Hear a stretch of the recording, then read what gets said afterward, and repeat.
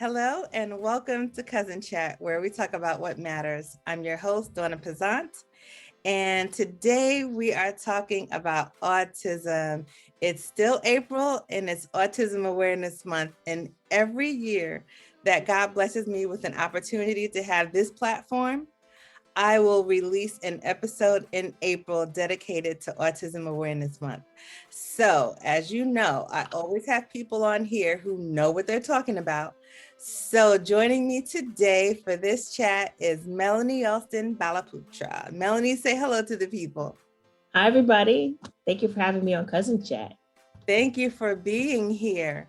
So, the way that I found out that she would be the perfect guest for the show is I was scrolling on Facebook. Yes, I scroll. Okay.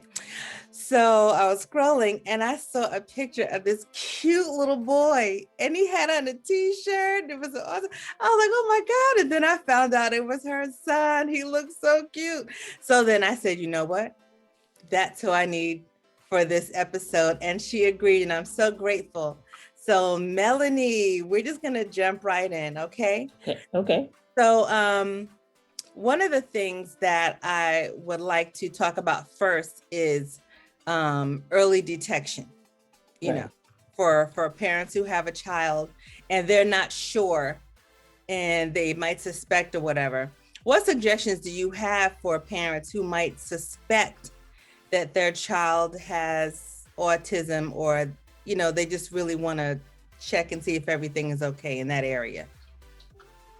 Well, I would love to tell you that I was one of those parents that was fully aware and knew exactly what I was doing and had a plan, or at least had some awareness of it. I really didn't.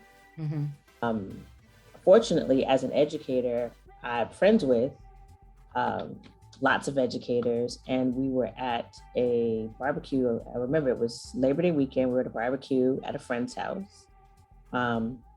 And one of my other friends was there, and both of them were special education. They're retired special educators. And my friend said to me, you might want to have a speech looked at. And at the time my son was he was 2, about to turn 3. Mm-hmm.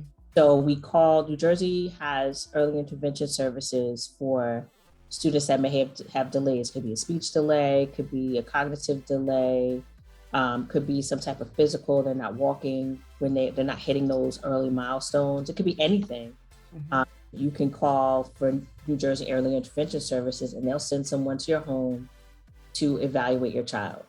You can have that conversation with your pediatrician. You can call them directly. And I made the phone call. And it's up to from birth to 3 years old, where students can receive intervention services or evaluations.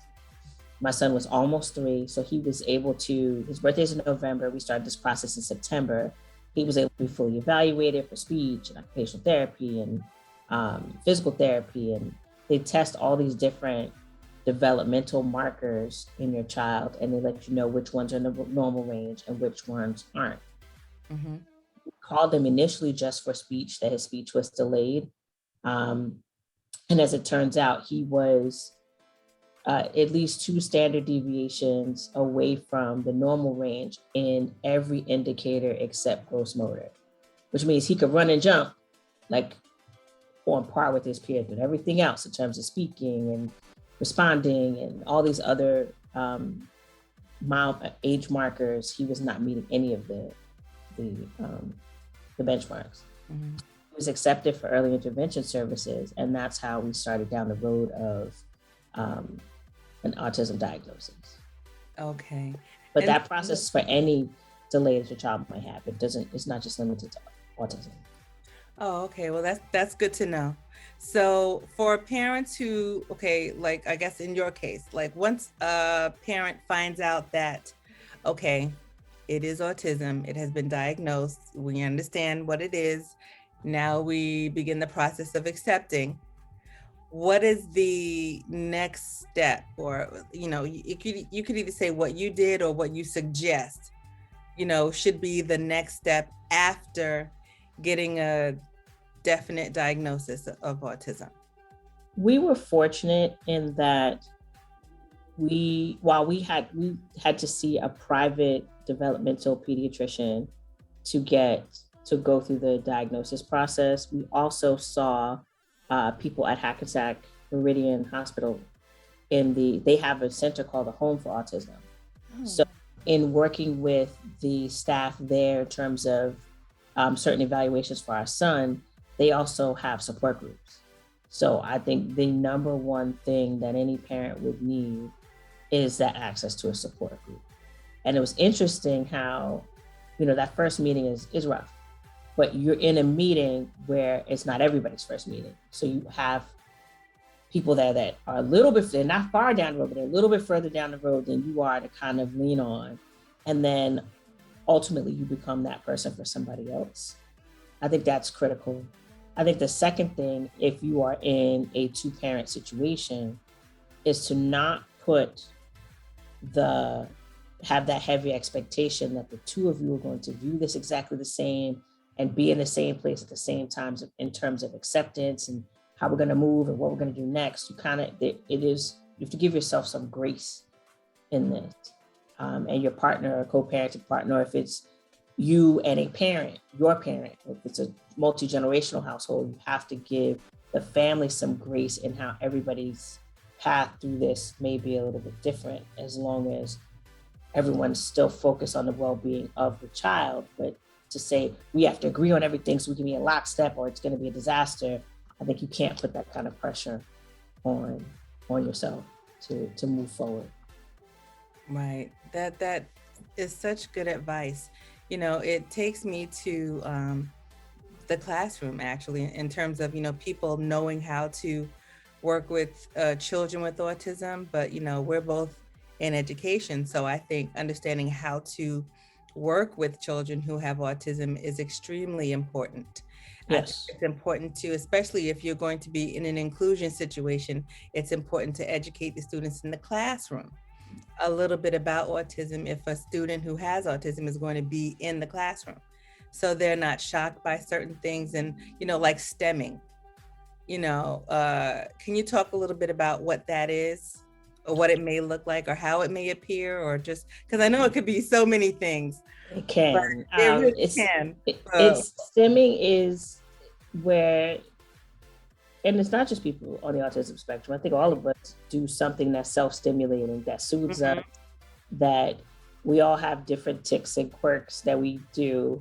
But people on the spectrum tend to have more noticeable stemming, and it's more consistent. Sometimes it's rocking, sometimes it's flapping their arm. They call it flapping. They're waving their hands and they do things like this. Or a lot of it, for my son, a lot of his is auditory / musical, that it appears as if he speaks his own language. It sounds like Ella Fitzgerald scatting. Like he's just constantly like all the time.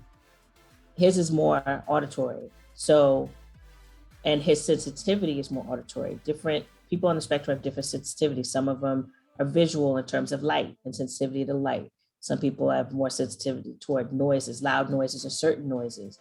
But I think that is just a magnification of what all humans go through. I know I'm sensitive to certain noises, certain sounds, and certain things, but in my son, I think it's magnified at a much greater level.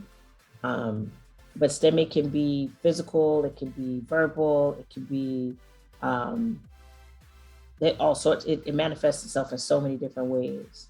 But there are certain, if it's something that's a noise related, in a classroom, you have a student making constant noises, that's something other students need to be aware of, and the teacher needs to be sensitive to, in terms of, you can't just say shush. You have to have certain techniques to try to bring them out of it so that they can, their noise level will be more conducive for the classroom that they share with other people. Right. I was in class one day, and I have older students. So the students I work with are in high school.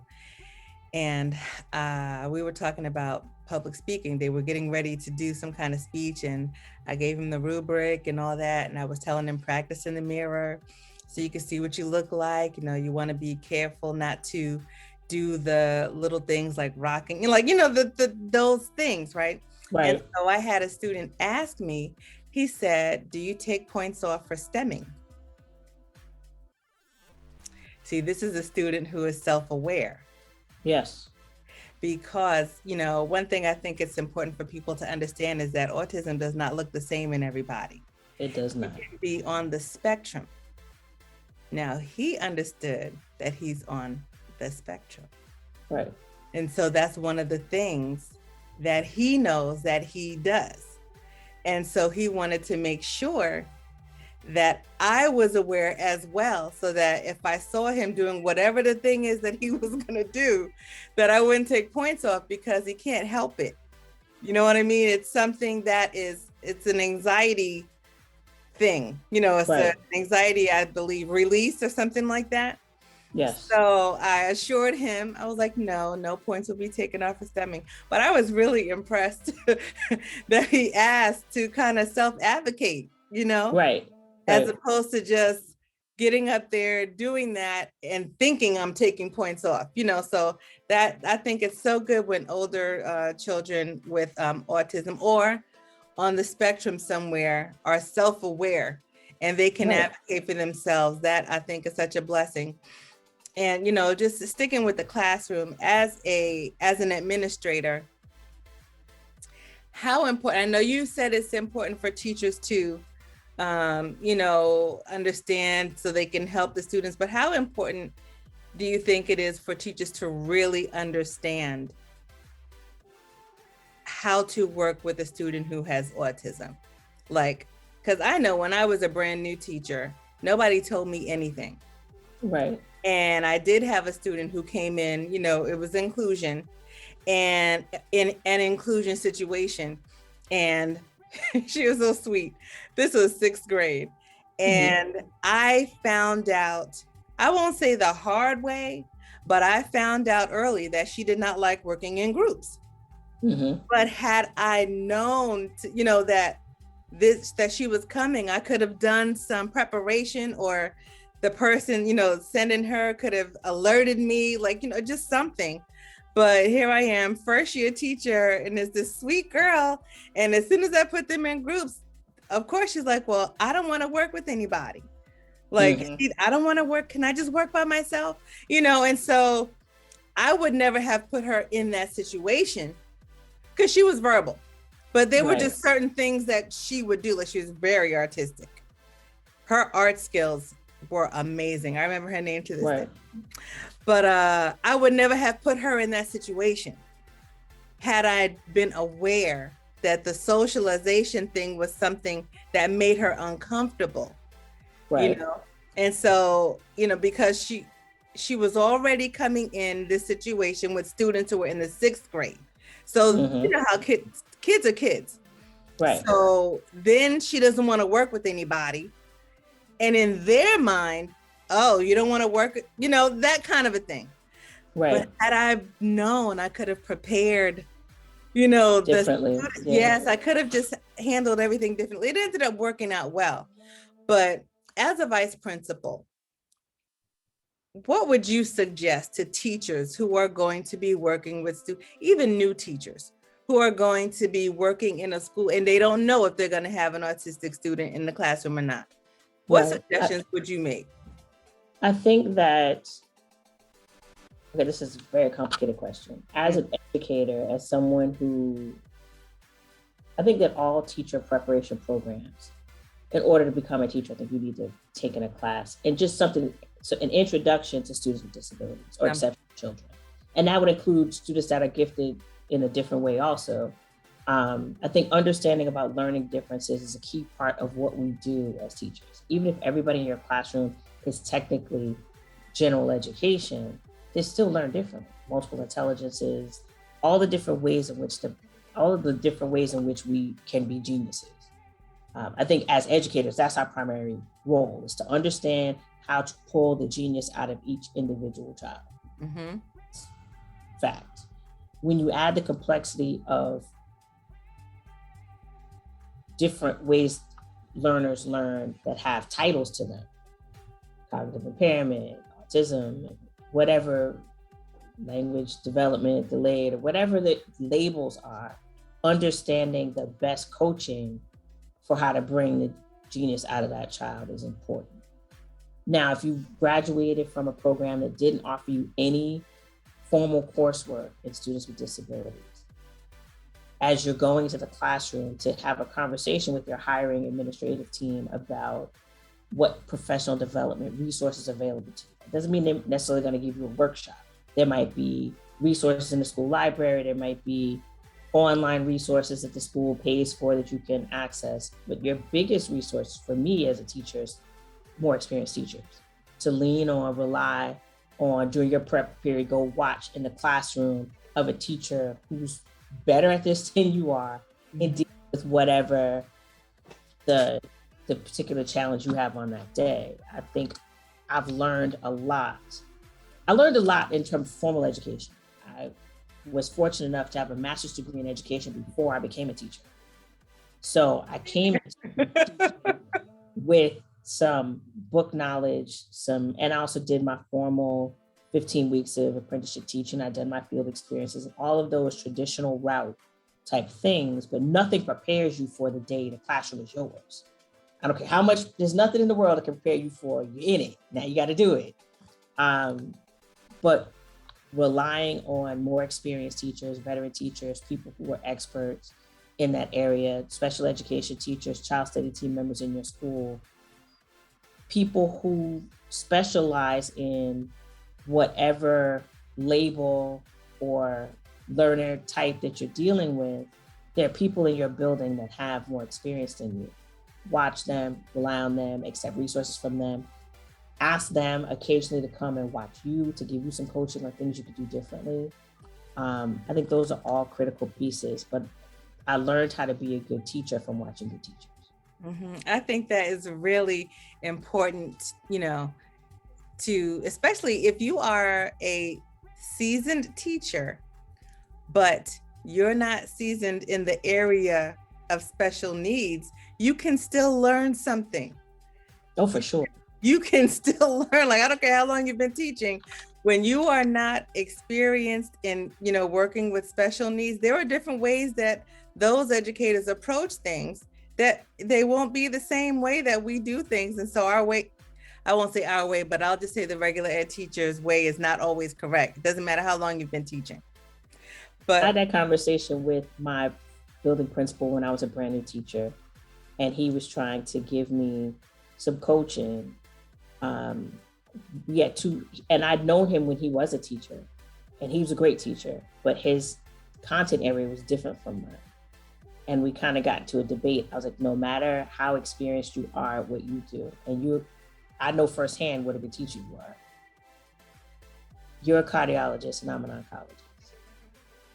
And you are the world's greatest cardiologist, but I'm a first date oncologist. And the person has cancer.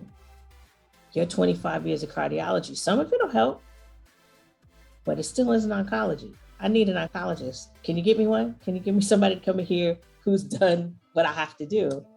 And that's where we got to the debate about some skills are transferable in education. Mm-hmm. Things are not. I said, if you had cancer, would you want the 25-year veteran cardiologist or do you want the day one oncologist? I'm going with the day one oncologist because I have cancer. That's just how this goes. So I think the best teachers that I've worked with were people that were reflective. They were confident in what they knew, but they knew they did not know everything. And right. They were always open and eager to learn something that would improve their professional practice. I mean, when people say lifelong learners, that's a very real concept, especially in this business, that there's always something new coming into your classroom that you have to learn and master and meet the needs of that child. And I think that's what attracts me to this business, that I'm never bored. There's always something new, a kid that's done something different. I was like, okay, I've never seen that before. How we make that work? I'll never get bored in the industry that I'm in, but the best veteran teachers that I've worked with have always been the ones that were the most open and most reflective about what they needed to do to improve their professional practice. Yeah, and in the school I was in first, like the same school where I had the young lady, who didn't like working in groups, we had a lot of autistic classes or autism classes in the Mm-hmm. building. And Right. I had a lot of good teachable moments for my class because the office where a lot of them would go for, counseling, or how they may have one-on-one meetings or whatever, or Right. small classes across the hall or something. And every now and then, one kid would just come in. He would come in my room running because he was a runner. The Mm-hmm. teacher let me know he's a runner. So he ran in the room and he would just go in, go around, and then go right back out. And Right. that's just what he would do. And Mm-hmm. so it gave me a good opportunity just explain to the students, who were in there, this is so and so. He will do this from time to time. Don't be alarmed. Because I mean, it could be jarring. You're just sitting in class and all of a sudden this kid just runs in. He was young. So he was more like a third grader or a second grader or something like that. So, Mm-hmm. he just ran in, and then the teacher would just come stand in the door like, and I'm like, it's okay, because we knew he didn't mean any harm. He Right. wasn't going to do anything. He was going to run in and he was going to run out. Then we had another one who was a hider. Sometimes he would run in and just hide behind the chalkboard. Mm-hmm. And then the teacher would be like, come on, Peter, and then he would come from behind but it was really a good opportunity for my students to learn about autism, and that there's Right. nothing wrong with these children, in the sense that they're people just like you. They just have certain things that they do and they learn differently, I but think that's the beauty of an inclusion setting for students where possible. Especially the younger students are learning in an environment where they're all different types of learners. They roll with the punches a lot better. Like they tend to, nothing really phases them. You've been around students that are different since kindergarten. Oh, that's just Peter. Yeah. Peter, we're about to go play. You want to come? No? Okay. Maybe tomorrow. Like they are more flexible and fluid with being understanding and accepting of their peers and trying to incorporate their peers. I've seen, I'm always amazed by the capacity of students to be accepting. Um, I I currently work in an environment where all of our full-time students are students with disabilities of one type or another. Their cognitive disabilities are still in the mild range, but there are all sorts of learning differences. They have students with major anxiety issues, students on the autism spectrum, students that have some cognitive delays, but just the acceptance among them. Maybe because it's a county school and they've come from different districts where they may have been one or two students in their class that were like that, and they're now in a school where there are more students that have disabilities. There tends to be a level of acceptance. And that feels good to see. I've worked in a middle school, at the middle school level. That's where the majority of my teaching experience came from. I've been an administrator at an elementary school and an administrator at the high school level. But the elementary level is where it's really fascinating in terms of how accepting students are, how they will modify their own schedule, playtime activities to include and to make sure that they include everybody. I think that's where the notion of inclusion education comes from, that if you put all the learners in the same place, people will grow. Everybody grows from having that experience. And I've seen that firsthand. And I think that's so wonderful. Well, listen, thank you all for listening out there. Thank you so much for tuning in today. I want to just remind you that if you would like to follow Cousin Chat, and I hope you do, we are on Facebook, Instagram, and Twitter. We also have a YouTube channel where the videos of these conversations are posted. And if you want to go to the website to listen to all the other episodes that are there, that's at CUZNchat.com, CUZNCHAT.com. And before we leave, we always leave you with something to think about. And so today is no different.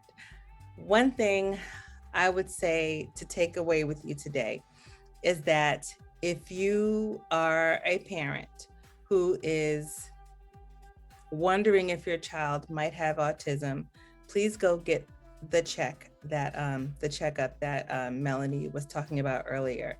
I think it's important. Early detection is so important. You want to get your child the help he or she needs, and you want to get it early. And there might be some slight denial, and I totally understand that, but it's better to know so that your child can get a head start in, his or her development. Melanie, do you have anything to add to the takeaway? Definitely. If the first place you start when you have any kind of concern about what's going on with your child, that will probably be your pediatrician. There are you can do a lot of research online, and there are a lot of resources like Autism Speaks and organizations out there that have toolkits and questionnaires on the websites, but the pediatrician is probably the first place I would go if I had some questions. And then they can provide you with resources to then proceed from there.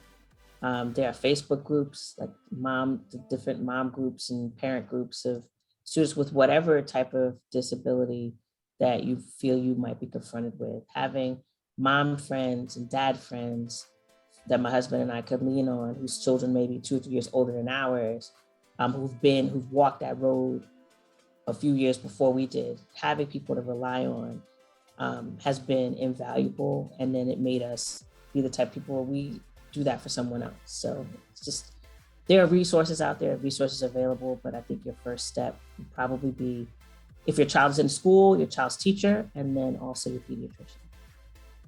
Wonderful. Well, I'm Donna, that's Melanie. And until we come back to our next Cousin Chat, think about all of that. Be blessed, everybody. Bye-bye. Thank you. Thank you for having me. Bye, everybody.